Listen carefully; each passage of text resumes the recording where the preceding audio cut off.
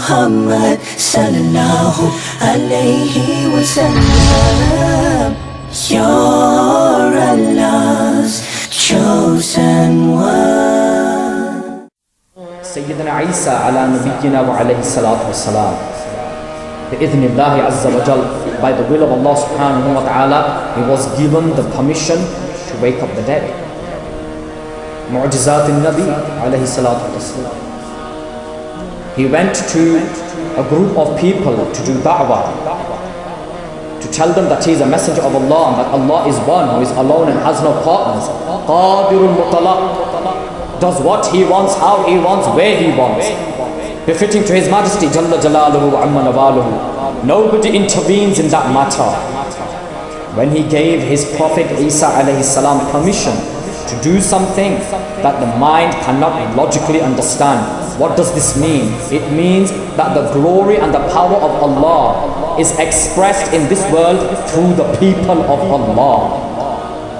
So when Sayyidina Isa alayhi salam went to a group of people and he said to them, believe in Allah as one. They said, prove to us that you're a prophet.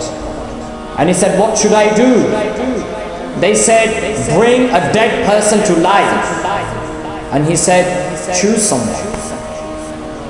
Choose someone. By the permission of Allah, I will put life into him. They went to a grave which was some 20-30 years old. Someone had been buried there for 20-30 years or so. He went towards the grave and they said, no, stop. Go to an older grave. Go to an older grave. He said, find the older grave. Then they found a grave that was in its hundreds, 200-300-year-old grave. Also, Quranic qabr. And Sayyidina Isa ala nabiyyina wa alayhi salatu salam, he stood there and he said, Kum bi-idhnillah. Stand by the permission of Allah. At that moment, the grave splits open. An old man comes crawling out, to the extent where his beard wasn't only white, but it was frail, and his bones were frail, and he was drained of life, literally, just woken up from the dead. And Sayyidina Isa ala nabiyyina wa alayhi salatu salam said, were you not a young man when you were buried? For it says on the tombstone that you were no older than 21. So what is this? Why do you wake up in such a state? He said, by Allah who has given me life now.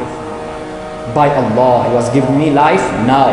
When I heard you say Qum, I thought it was the angel calling out for the day of Qiyam.